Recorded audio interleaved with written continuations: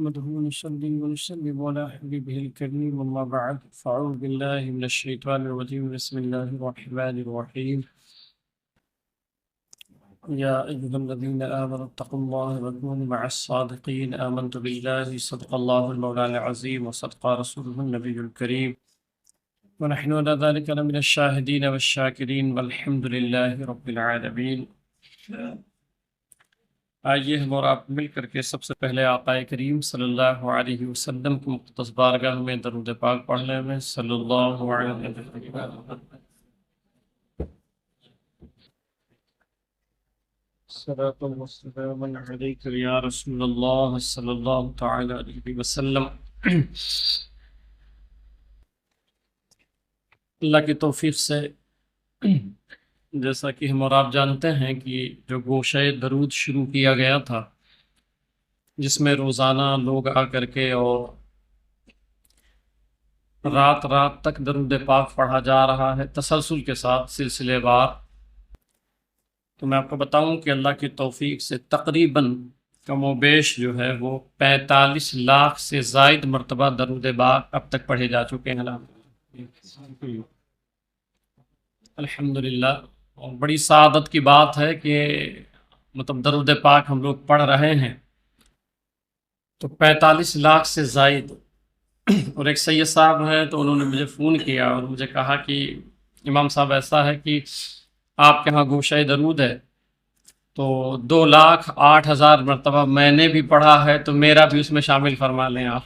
ٹھیک ہے، تو میں نے یہ سوچا ہے کہ انشاءاللہ تعالی جو ماہانہ ہمارا اجتماع ہوتا ہے جو حلقہ ذکر والا جس میں لائٹ وغیرہ بن کر کے حلقہ ذکر وغیرہ ہوتے ہیں، تو پورا مہینہ درود پاک پڑھا جائے گا اور پھر انشاءاللہ تعالی وہ تمام درود پاک تمام مرحومین کے لیے انشاءاللہ ایصال ثواب کیا جائے گا انشاءاللہ.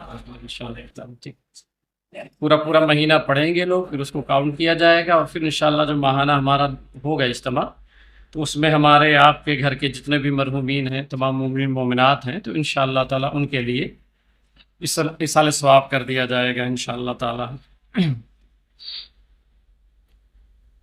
درود پاک کے تعلق سے چونکہ کئی مہینوں سے مسلسل میں چند باتیں ضرور کرتا ہوں تو چند باتیں اور سن لیں. میرے آقا صلی اللہ علیہ وسلم فرماتے ہیں کہ حضرت حسن ابن علی رضی اللہ تعالی عنہم اجمعین وہ روایت کرتے ہیں کہ حضور صلی اللہ علیہ وسلم نے فرمایا حیثما کنتم فصلوا علیہ. سرکار نے فرمایا تم کہیں بھی رہو، کسی بھی جگہ پہ رہو اور وہاں سے سرکار فرماتے ہیں مجھ پر درود پڑھو.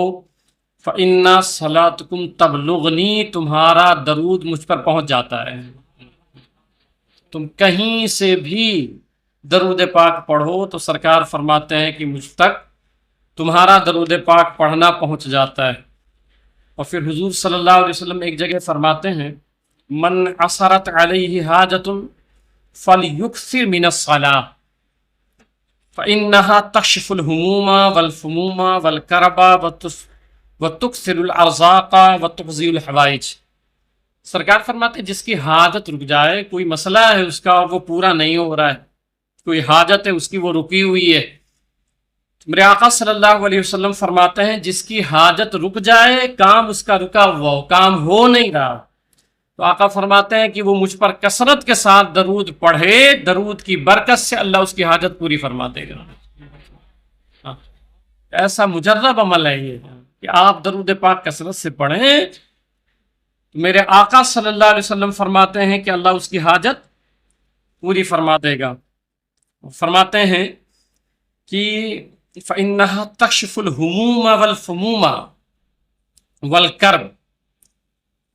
سرکار فرماتے ہیں کہ ذہنی تناؤ، ڈپریشن ہو، تفکرات ہو، غم ہو، تکلیف ہو، مصیبت ہو، تو اب غم کو، تکلیف کو، ڈپریشن کو کیسے دور کیا جائے؟ ہم تو دوا تو لیتے ہیں مگر سرکار کا فرمان سنیں. میرے آقا فرماتے ہیں کہ اگر کوئی ڈپریشن میں چلا جائے، غم میں چلا جائے، مصیبت میں چلا جائے تو اسے چاہیے کہ وہ مجھ پر کثرت کے ساتھ درود پاک پڑھے. میرے آقا فرماتے ہیں اللہ تعالیٰ اس کے غم کو، ڈپریشن کو، تفکرات کو، مصیبتوں کو درود پاک کی برکت سے اللہ دور فرما دے گا. اب ایک روایت عرض کروں میں نے بتایا تھا نا کہ درود پاک پڑھنے کے لیے بھی اللہ چن لیتا ہے. جب ہم درود پاک پڑھتے ہیں تو صرف درود پاک نہیں پڑھتے ہیں بلکہ سرکار کی بارگاہ میں ہماری حاضری ہو جاتی ہے.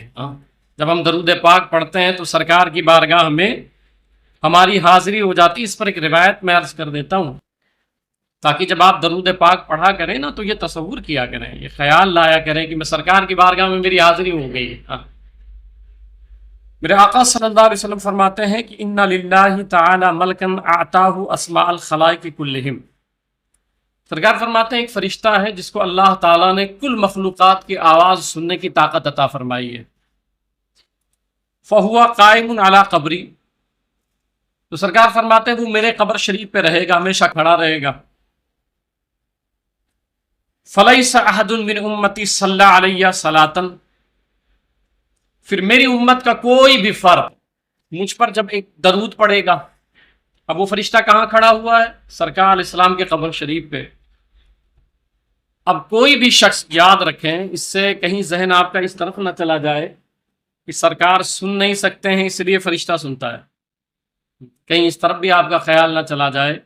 بھئی فرشتے جو ہیں وہ خادم ہیں سرکار کے، بارگاہوں کے آداب ہوتے ہیں. کوئی بادشاہ کے آپ جو ہے واقعات پڑھیں تو دربار کے کچھ واقعات ہوتے ہیں کہ آپ ڈائریکٹ اپنی فریاد نہیں لے جا سکتے ہیں. ٹھیک ہے، آپ جائیں خادموں سے کہیں، خادم جا کر کے وہاں کہے گا حضور فلاں نے یہ کہا ہے. یہ بادشاہوں کے دربار کے آداب ہوتے ہیں. میرے آقا صلی اللہ علیہ وسلم کی بارگاہ میں وہ فرشتہ کھڑا ہوا ہے. اب جب کوئی شخص درود پاک پڑھتا ہے میرے آقا صلی اللہ علیہ وسلم پر، اِلَّا سَمَّاهُ بِاسْمِهِ وَاسْمِ أَبِيهِ، یہ حدیث پاک سنا رہا ہوں. تو آپ نے درود پاک پڑھا تو اب وہ فرشتہ کیا کرتا ہے؟ آپ کا نام لے گا اور آپ کے والد صاحب کا نام لے گا. کہاں پہ وہ کھڑا ہے آپ سوچیں. آپ تڑپتے ہیں نا کہ گنبد خضرا کی زیارت ہو جائے، حاضری ہو جائے. تڑپنی بھی چاہیے، لوگوں کو تڑپ ہونی چاہیے. تو ہم یہ تڑپتے ہیں اور وہاں گئے تو گنبد خضرا کی زیارت ہوئی ہماری، مگر اس کسی وجہ سے نہیں جا پا رہے ہیں. تو یہ کریں نا آپ کہ آپ درود پاک پڑھیں. اب گنبد خضرا کے پاس آپ کا نام نہیں لیا جاتا ہے بلکہ وہ فرشتہ میرے آقا کے سامنے آپ کا نام لے رہا ہے. اب آپ کی حاضری سوچیں کہاں ہو رہی ہے کہ وہ فرشتہ سرکار کے سامنے اِلَّا سَمَّاهُ بِاسْمِهِ وَاسْمِ أَبِيهِ، درود پڑھنے والے کا نام اور اس کے والد صاحب کا نام. فَقَالَ يَا محمد صلی اللہ تعالی علیہ وسلم. اب فرشتہ کیا کہتا ہے نام لے کے کہ زید ابن بکر نے، مثال دے رہا ہوں، زید ابن بکر نے یا رسول اللہ صلی اللہ علیہ وسلم صلی علیکا، اس نے فلاں ابن فلاں نے آپ پہ درود پڑھا ہے. وہ سرکار اسلام کو مخاطب کر کے عرض کرتا ہے سرکار، اسی لیے کئی لوگ جب نہیں آئے درود پاک میں، کبھی ہوتا ہے بھائی ضرورتیں ہوتی ہیں لوگوں کی، چلے جاتے ہیں، مگر کوشش کرو کہ ناغہ نہ ہو.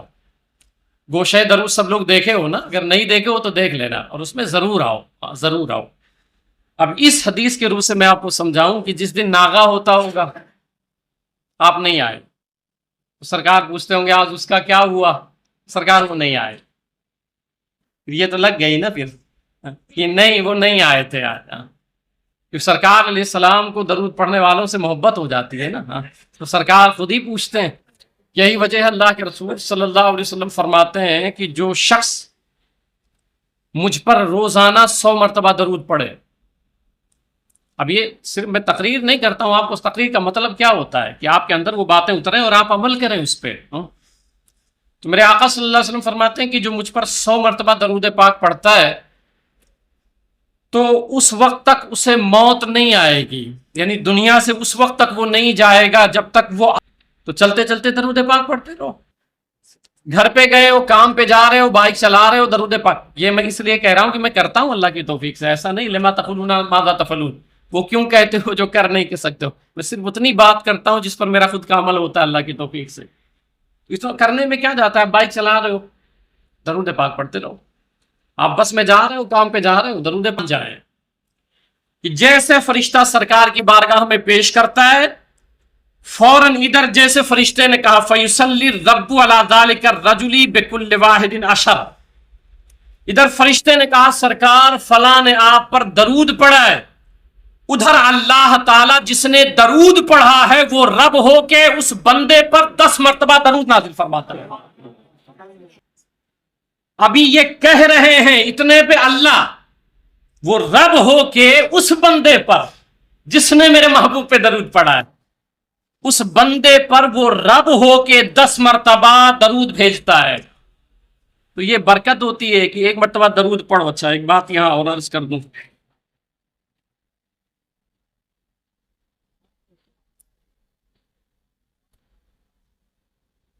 حضرت موسیٰ علیہ السلام سے اللہ تعالیٰ نے فرمایا کہ میں نے آپ کو دوسروں کی بنسبت 10,000 گنا زیادہ قوت سماعت سے نوازا۔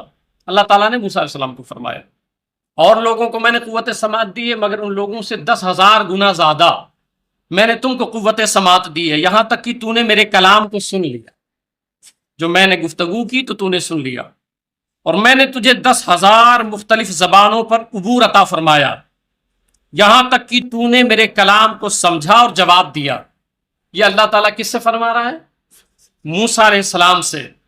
مگر اب آگے سنیے، اللہ فرماتا مگر یاد رکھیے میرے یہاں محبوبیت کا مقام اس وقت تک نہیں مل سکتا، یہ تو میں نے تمہیں شان عطا فرما دی ہیں، مگر ایک مقام ہے مقام محبوبیت، تو میرے یہاں مقام محبوبیت اس وقت تک کسی کو حاصل نہیں ہو سکتی ہے اور نہ کوئی حاصل کر سکتا ہے۔ تو عرض کیا کہ میرے مولا موسیٰ علیہ السلام نے، مولا اگر مقام محبوبیت پانا ہو، محبوب بننا ہو تیرا، تو پھر وہ مقام کیسے حاصل ہوگا؟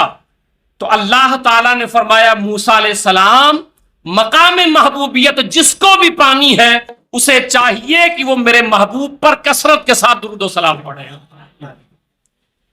اب اگر محبوب بننا چاہتے ہیں آپ اللہ تعالیٰ کے، تو طریقہ یہ اللہ نے بتایا ہے کہ آپ محبوب پر کثرت کے ساتھ درود پاک پڑھیں، درود پاک پڑھیں۔ اب اس پر چند باتیں میں جو ہے وہ، آپ جانتے ہیں کہ جمعہ میں اتنا وقت ایسا نہیں ہے، اسی مہینے میں ماہ شوال میں 10 شوال المکرم کو امام اہل سنت سیدی سرکار اعلیٰ حضرت رحمت اللہ تعالی علیہ کی تاریخ ولادت تھی جو گزری، اس پر ایک پروگرام بھی ہوا تھا جس میں حضور ساحل ملت تشریف لائے تھے۔ پھر 15 شوال المکرم کو سید الشہداء حضرت سیدنا امیر حمزہ رضی اللہ تعالی عنہ جو سرکار کے بڑے مشفق چچا ہیں، ان کی بھی تاریخ شہادت ہے 15 شوال المکرم کو جو تاریخ گزری ہے۔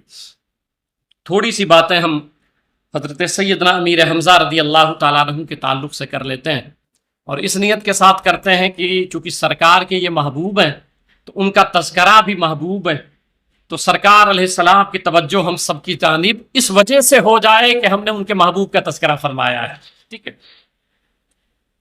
حضور صلی اللہ علیہ وسلم فرماتے ہیں کہ میرے چچاؤں میں بڑے مشفق چچا تھے، بڑے مشفق، اور ان کے دربار میں جو جنگ احد جہاں ہوئی ہے نا، میدان احد، وہیں پہ آپ کا قبر شریف موجود ہے۔ ظالموں نے پورا برابر کر دیا ہے، پورا برابر کر دیا ہے۔ اس پر میں الگ سے کئی مرتبہ میں نے عرض کیا کہ سوچتا ہوں کہ اس پر میں کچھ بیانات آپ کے سامنے کروں کہ کتنا ظلم کیا گیا ہے۔ آپ سب کو نہیں پتا ہوگا، سیدہ کائنات سیدہ فاطمہ الزہرا رضی اللہ تعالی عنہا، آپ کا قبہ شریف بنا ہوا تھا، مزار شریف بنا ہوا تھا، وہ سارے ریکارڈ میرے گھر پہ موجود ہیں، یا آپ جو ہے پرانی جو کتابیں پڑھیں گے اور تاریخیں پڑھیں گے نا، اس میں موجود ہے کہ پورا قبہ شریف بنا ہوا تھا، مزار شریف بنا ہوا تھا جنت البقیع شریف میں، سیدہ کائنات کا، حضرت عباس رضی اللہ تعالیٰ عنہ کا، ان لوگوں کا، حضرت حمزہ رضی اللہ تعالیٰ عنہ کا، مگر ان لوگوں نے کیا کیا ہے؟ بلڈوزر سے اس کو زمین بوس کیا ہے، بلڈوزر چلایا، جبکہ اللہ کے رسول صلی اللہ علیہ وسلم فرماتے ہیں کہ کوئی جوتا اور چپل پہن کے بھی قبرستان میں نہ چلے، اس سے مردوں کو تکلیف ہوتی ہے۔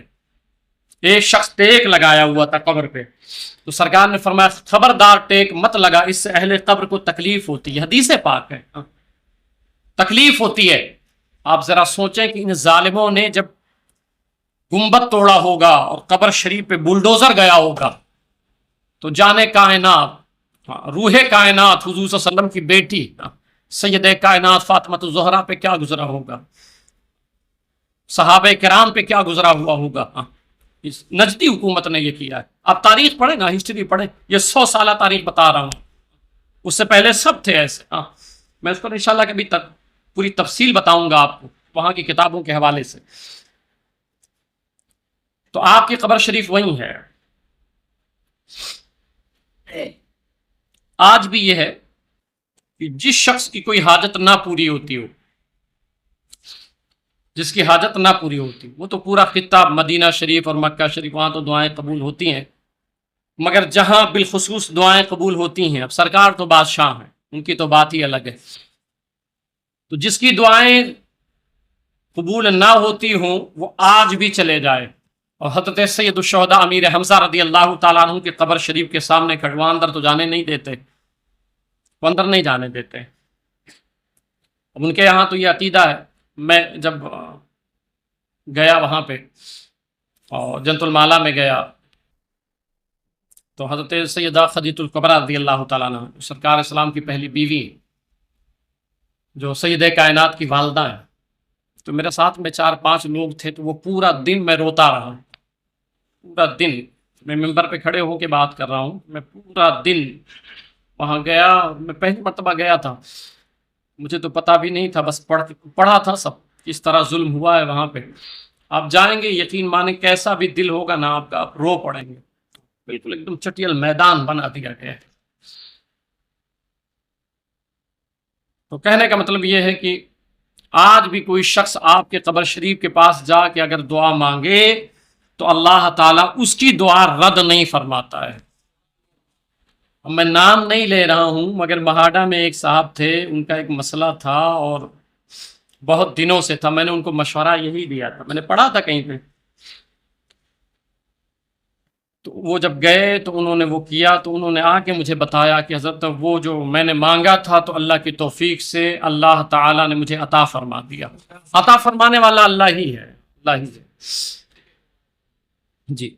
तो हज़रत सैयदना अमीर हमज़ा रदी अल्लाह ताला अन्हु के ताल्लुक़ से हुज़ूर सल्लल्लाहु अलैहि वसल्लम फरमाते हैं कि मेरे चचाओं में सबसे बेहतर चचा, सबसे बेहतर हज़रत सैयदना अमीर हमज़ा रदी अल्लाह ताला, ये सरकार का फरमान है।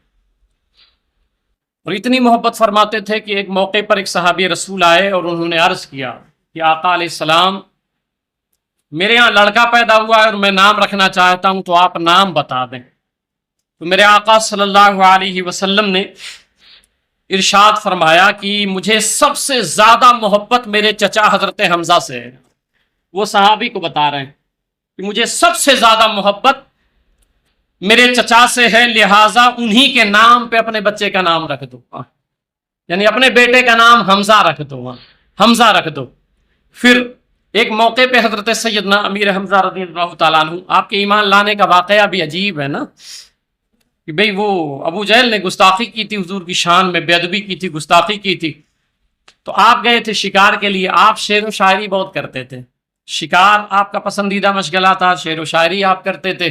तो आप शिकार के लिए गए हुए थे, इधर आए तो पता चला कि हुजूर की शान में उसने गुस्ताखी की है। आप वैसे पहुंच गए और पहुंचते ही अबू जहल के सर पे मारा, उसका सर फट गया। हमजा माने ही शेर होता है, ये अरबी लफ्ज है। हमजा माने शेर, हैदर माने शेर, अब्बास माने शेर, जैगम माने शेर, असद माने शेर, इसके माने सब शेर होता है। तो सरकार के घराने वाले सब वैसे होते भी थे अल्हम्दुलिल्लाह। तो गए और मारा उसको, जोर से मारा तो उसका सर फट गया। तो उसने कहा क्या तुम ईमान ले आए हो? कहा हाँ हाँ, अगर तू सुनना चाहता तो सुन ले, मैं भी अपने भतीजे पर ईमान ले आया। हुजूर की मोहब्बत में ईमान लाए थे। मारा उसको और फिर आए सरकार की बारगाह में। तो एक मौके पे अर्ज किया जब ईमान ले आया, क्योंकि वक्त की किल्लत है, तो एक मौके पे अर्ज किया कि आका, क्योंकि 2 साल पहले आपकी विलादत हुई है, हुजूर सल्लल्लाहु अलैहि वसल्लम की पैदाइश के 2 साल पहले हज़रत अमीर हमज़ा रज़ी अल्लाह ताला अन्हु। अच्छा, इस बात की वजाहत कर दूं, अमीर क्यों कहते हैं आप? अमीर हमज़ा, تو امیر حمزہ اس لیے کہتے ہیں کہ سب سے پہلے اسلام کا علم اٹھا کر کے لڑنے والے حضرت امیر حمزہ رضی اللہ تعالیٰ، سب سے پہلا علم آپ کے ہاتھ میں آیا ہے جس میں سرکار شریک نہیں ہوئے تھے. ایک ہوتا ہے غزوات جس میں حضور صلی اللہ علیہ وسلم بنفس نفیس شریک ہوئے ہوں، ان کی تعداد میرے علم کے مطابق 27 ہے، 27. کہ ایسے 27 غزوات ہیں جس میں حضور صلی اللہ علیہ وسلم بنفس نفیس شریک ہوئے ہیں. بقیہ سرایا ہے، سرایا اسے کہتے ہیں جس میں سرکار علیہ السلام تشریف نہ لے گئے ہوں، قیادت کسی کو دے دی ہو. تو جس میں قائد بنے تھے حضرت امیر حمزہ رضی اللہ تعالیٰ عنہ، تو آپ کو علم دیا گیا تھا جب سے آپ کو امیر کا لقب مل گیا ہے. ٹھیک ہے. تو حضرت امیر حمزہ رضی اللہ تعالیٰ عنہ جب ایمان لے آئے تو عرض کیا کہ آقا میں حضرت جبریل علیہ السلام کو اصلی صورت میں دیکھنا چاہتا ہوں، سرکار مجھے دکھا دیجیے آپ. اور حضرت جبریل علیہ السلام جو آپ تو جانتے ہیں ان کے پھر کتنے بازو ہیں اور ان کے حالات کیا ہیں. تو جبکہ آپ کا خود کا اپنا مسئلہ ایسا تھا، حضرت جبریل علیہ السلام ایک موقع پہ کئی دن ہو گیا حضرت جبریل آئے نہیں، تو سرکار نے پوچھا جبریل بہت دن ہو گیا تھا آئے نہیں تھے. تو عرض کیا سرکار میں بھی مشتاق تھا کہ کب پہنچ جاؤں میں. یہی وجہ ہے کہ حضرت جبریل کو آپ پڑھیں گے نا تو کسی نبی کی بارگاہ میں 100 مرتبہ، کسی کی بارگاہ میں 40 مرتبہ، کسی کی بارگاہ میں 50 مرتبہ. مگر حضور صلی اللہ علیہ وسلم کی بارگاہ میں آنا کب شروع ہوئے ہیں؟ 40 سال ہے نا، 40 سال کے آپ ہو گئے، اس کے بعد اعلان نبوت ہے.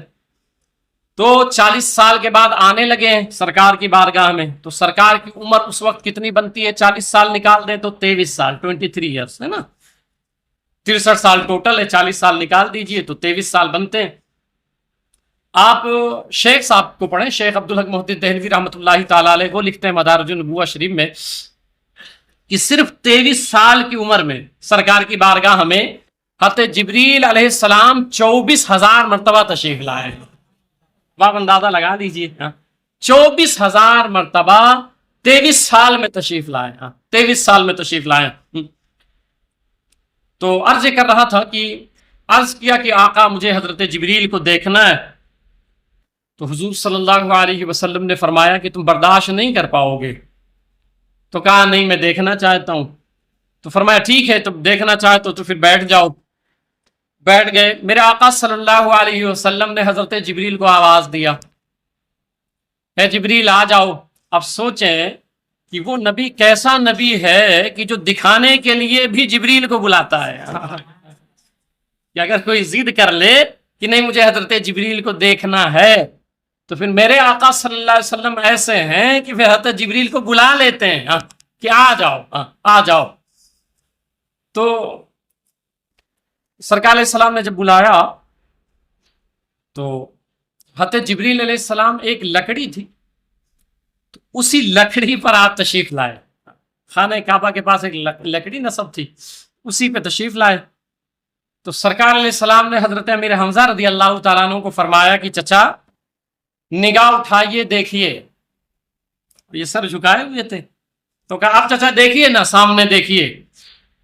تو حضرت امیر حمزہ رضی اللہ تعالیٰ عنہ نے جب نگاہ اٹھا کے دیکھا تو دیکھا کہ سامنے حضرت جبریل موجود ہیں. حضرت جبریل علیہ السلام موجود ہیں.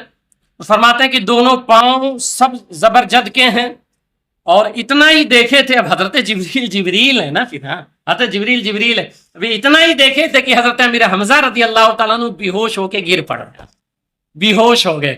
پھر ہوش میں آئے تو سرکار نے فرمایا میں نے کہا نہیں تھا کہ برداشت نہیں کر پاؤ گے. تو یہ حضرت امیر حمزہ رضی اللہ تعالیٰ عنہ ہیں کہ حضور صلی اللہ علیہ وسلم ان سے محبت اتنا فرماتے تھے. احد کی لڑائی میں آپ تشریف لے گئے، بدر میں بھی آپ شریک رہے، احد کی لڑائی میں بھی آپ تشریف لے گئے. احد میں ہی آپ کی شہادت ہوئی تھی. ادھر سے 3,000 کا لشکر تھا، ادھر سے صرف 1,000 تھے. 1,000 میں 300 منافق تھے جو الگ ہی ہو گئے تھے.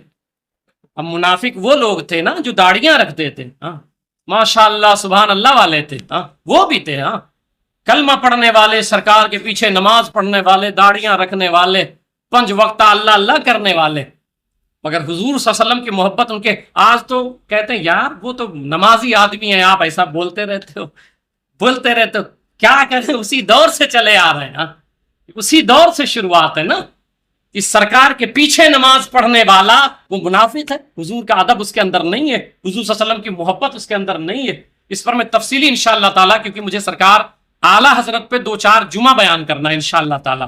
तो अभी मैं इंशाअल्लाह अगले जुमा से इंशाअल्लाह शुरू करूंगा और आपके सामने हदीस और कुरान से हकाइक पेश करूंगा कि सच्चाई क्या है और आप किस तरफ जा रहे हैं। हाँ।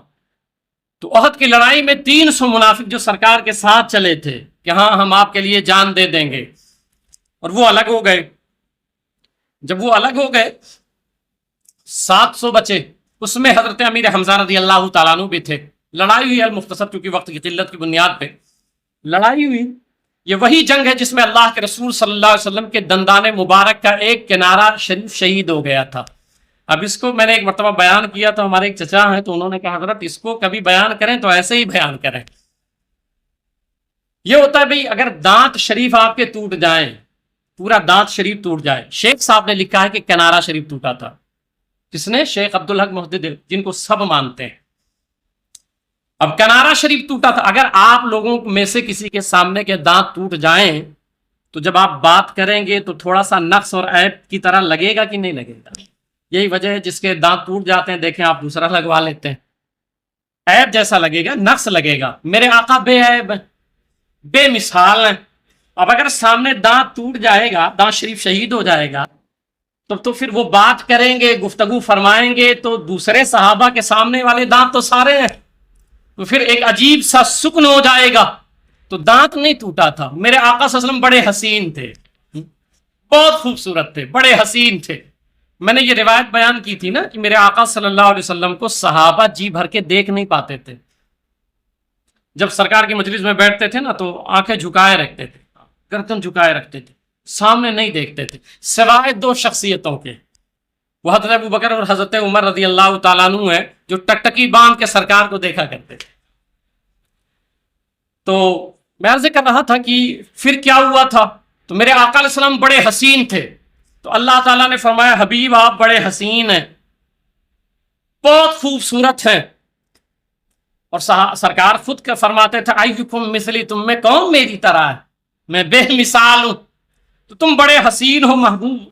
मगर ये जो सामने का आपके किनारा दांत शरीफ का है, अगर ये निकल जावे ना तो आप, तो ये हिम्मत तो अहले ईमान और अहले मोहब्बत सरकार ने के लिए कर नहीं सकते। तो अल्लाह ने फिर एक माहौल बनाया। उसने कहा आओ और वहद कायम कर देता हूं मैं, वहद की लड़ाई में आप आ जाओ। आप वैसे भी बड़े हसीन हो, मगर मैं चाहता हूं कि हुस्न और निखर जाए, आपका और इजाफा हो जाए। हम इमाम अहले सुन्नत के मानने वाले लोग हैं। मेरे इमाम से पूछा गया, आपने फरमाया जो शख्स ये कह दे कि हुजूर का लिबास मैला था और तहकीरन हो, तो फरमाया वो काफिर हो गया, दायरे इस्लाम से खारिज हो गया। तो कहने, अब एक शख्स ने सवाल किया कि हुजूर सरकार अलैहिस्सलाम क्या मट्टी पे नहीं बैठते थे? उस वक्त तो मार्बल और ये सब नहीं थे, तो मट्टी पे सरकार नहीं बैठते थे, कपड़े नहीं लगते थे मट्टी पे। बड़ा प्यारा मेरा इमाम है। तो मेरे इमाम ने जवाब दिया, फरमाया हाँ बेशक मट्टी पे बैठते थे, कपड़े लगते थे, मगर इस तरह जुमले बोला करो कि मट्टी ने, जमीन ने सरकार के दामन में पनाह ले लिया था। हाँ, कितना हसीन जुमला है ये, कि मट्टी ने सरकार के दामन में पनाह ले लिया था। इस तरह के जुमले बोला करो। तो सरकार के दामन में, छोटा वाला पनाह ले लिया था। तो अल्लाह ताला ने फरमाया हबीब आ जाएं, आप वहद में आ जाएं। और हज़रत साद बिन वक्कास रज़ी अल्लाह तआला अन्हु, ये वो सहाबी हैं जो वहद की लड़ाई में गए और सबसे पहले तीर इन्होंने मारी थी, हज़रत साद रज़ी अल्लाह तआला अन्हु ने। और जब ये तीर मार रहे थे तो कुर्बान जाएं, ये जुमला सरकार का इनके लिए खास था। मेरे आका इनको फरमाते थे हर तीर पे, ऐ साद तुझ पर मेरे माँ बाप कुर्बान हो जाए। हर तीर पे एक तीर मारे, साद तुझ पे मेरे माँ बाप कुर्बान हो जाए। ये हज़रत साद बिन वक्कास कौन है? बात थोड़ी बढ़ रही है, मैं अर्ज कर दूं कि जब ये ईमान ले आए तो इनकी वालदा ने जो है भूख हड़ताल कर दिया और कहा मैं खाना पीना बिल्कुल नहीं खाऊंगी, तू अपने मज़हब की तरफ वापस आ जा। भूख हड़ताल कर दिया, कहा नहीं तू दीन छोड़ दिया अपने बाप दादा का, मैं तुझे इतना मानती थी, तूने ऐसा कर दिया, मैं खाना पीना छोड़ दिया, खाना पीना छोड़ दिया। आए समझाया कि अम्मी मान जाओ, खाना पीना खाओ। तो कहा नहीं, जब तक तू छोड़ नहीं देता अपने नबी को, जब तक तुझे मैं معاف نہیں کروں گی اور پھر کھانا پینا نہیں چھوڑوں گی. لفظ سنے صحابہ کا، لفظ سنے. کہتے ہیں لو کانت لکی الف نفس فخرجت نفسا نفسا ما ترکت دین ھذا بشیء. کہتے ہیں میری ماں اگر تیری 1000 جان ہو اور ہر جان نکلنے پر مجھے تو یہ وارننگ اور دھمکی دے کہ بیٹے میں کھانا نہیں کھاؤں گی، تو محمد کو چھوڑ دے، اور 1000 جان اللہ تجھے عطا کرے تو میں تیرا مرنا تو دیکھتا رہوں گا مگر محمد کا در نہیں چھوڑ سکتا ہوں. یہ صحابہ کرام کی شان تھی، یہ صحابہ کرام کی عظمت تھی. تو میں عرض کر رہا تھا کہ جنگ احد میں پھر اللہ تعالیٰ نے ایک ماحول بنایا اور پھر ایک کافر کی تیر آئی اور حضور صلی اللہ علیہ وسلم کے دندان مبارک پر لگی، اور حضور صلی اللہ علیہ وسلم کا وہ جو کنارہ شریف تھا نا دانت کا، جب وہ نکلا نا تو میرے سرکار اور حسین ہو گئے، یہ تو سرکار اور خوبصورت لگنے لگ گئے. ٹھیک ہے. پھر اسی جنگ میں حضرت امیر حمزہ رضی اللہ تعالیٰ عنہ کو جو ہے اس طرح دردناک اور مظلوماً شہید کیا گیا کہ آپ کا سینہ چاک کیا گیا، اور چاک کرنے کے بعد کلیجہ نکالا گیا، کلیجہ چبایا گیا، انگلیاں کاٹی گئیں. ہندا نے یہ کیا تھا، اس وقت یہ ایمان نہیں لائی تھی، بعد میں یہ ایمان لائی. یہ حضرت ابو سفیان کی بیوی ہیں، اس وقت حضرت ابو سفیان بھی ایمان نہیں لائے تھے. پھر وہ کلیجے چبائے گئے، آنکھیں نکالی گئی، انگلیاں بھی کاٹ لی گئیں. اور میرے آقا صلی اللہ علیہ وسلم جب تشریف لائے میت کے پاس تو جو الفاظ سرکار نے کہے تھے وہ سناتا ہوں. آپ نے حضرت امیر حمزہ رضی اللہ تعالیٰ عنہ کی لاش اطہر کو دیکھا اور مخاطب کر کے فرمایا یا حمزہ یا عم رسول اللہ و اسد اللہ وعدہ رسول ہی. اے میرے چچا حمزہ، اے اللہ کے شیر اور اے رسول اللہ کے شیر.